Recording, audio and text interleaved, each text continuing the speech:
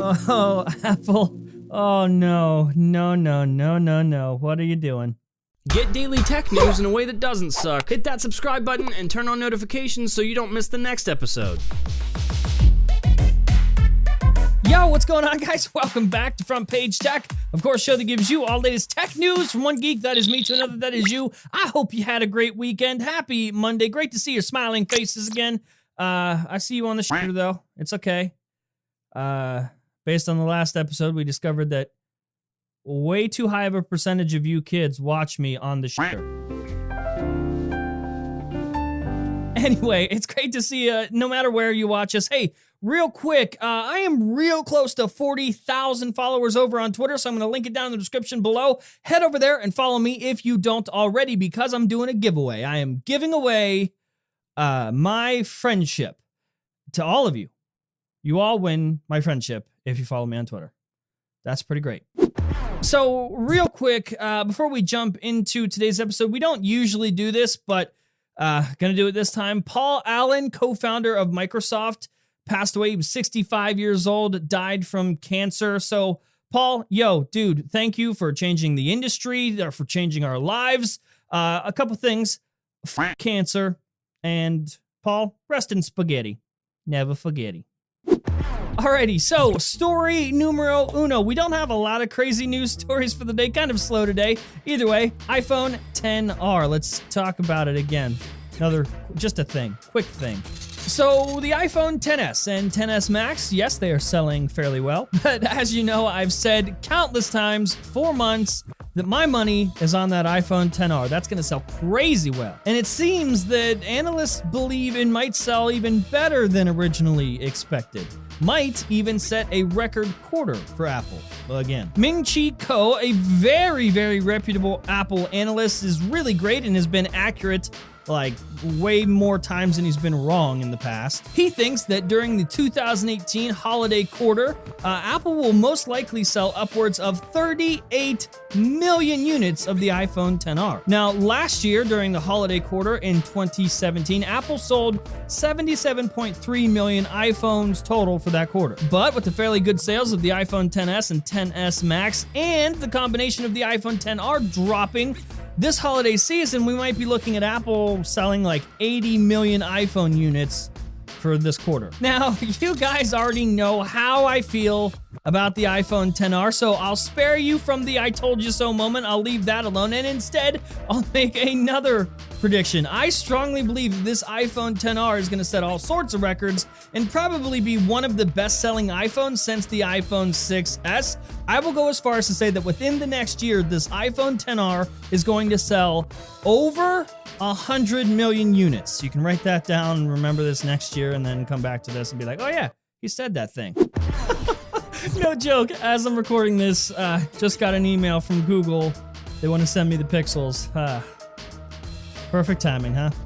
All right, so question, is it too early to talk about Note 10 rumors? Because we got a leak already. As you know, we just got the Galaxy Note 9, so, you know, why not? Why not move on to the Note 10? So we already told you in the last episode that Samsung is ditching the headphone jack for the Note 10. So that's out of the way. But also now, according to Ice Universe on Twitter, which by the way, Ice Universe is like the person for Samsung leaks. They said Galaxy Note 10 screen size 6.66 inches. Oh, Satan. Be gone, Satan! Now, that is bigger than the Note 9. The Note 9 has a 6.4-inch screen, but you might also notice that is also bigger than the iPhone XS Max, which has a 6.5-inch display. Now, it's important to note that this does not mean, this does not mean the Note will be bigger. What we're looking at here is Samsung's most likely just going to reduce bezel sizes, which is scary, but I will welcome that. Well, that leads me to my next question. Does size matter? Can you tell the difference between 6.5 inches inside or 6.66 inches inside? Inside your pocket? Bunch of fucking weirdos. Speaking of Apple and like getting rumors about next year's phones way too early. Our boy MingChi Kuo had something else to say about next year's iPhones. You may or may not like this, but it's shaping up to look like, well, the same thing we got this year. Now, I need to remind you that this is the same guy that got this year's plans right. Like, he accurately predicted this year's iPhones, so there's like kind of no reason not to trust him about next year's. But according to him, he's suggesting that Apple will actually continue to offer 3 different iPhones for next year, similar to this year. A 5.8-inch and a 6.5-inch OLED phone, iPhone obviously, and a 6.1-inch LCD phone, again. Now, the reason I'm worried about this is because I have actually gone on record before and said that one of the only reasons the iPhone XR is going to work so well this year is that it dropped alongside an S upgrade for the more premium models. I feel like if it was up against like a real, like, upgraded iPhone 11, it might not have this same chance. So for next year, I don't know if I'm confident in this. Obviously, we've heard rumors of like a triple lens camera system on next year's iPhones, and that's all well and good. We might see that, but like, if Apple does not change up the design, we're gonna have an issue. I mean, as you know, from the iPhone 6 to the iPhone 8, a lot of these phones looked way similar, like way too similar. But for years and years and years, Apple just sort of got away with,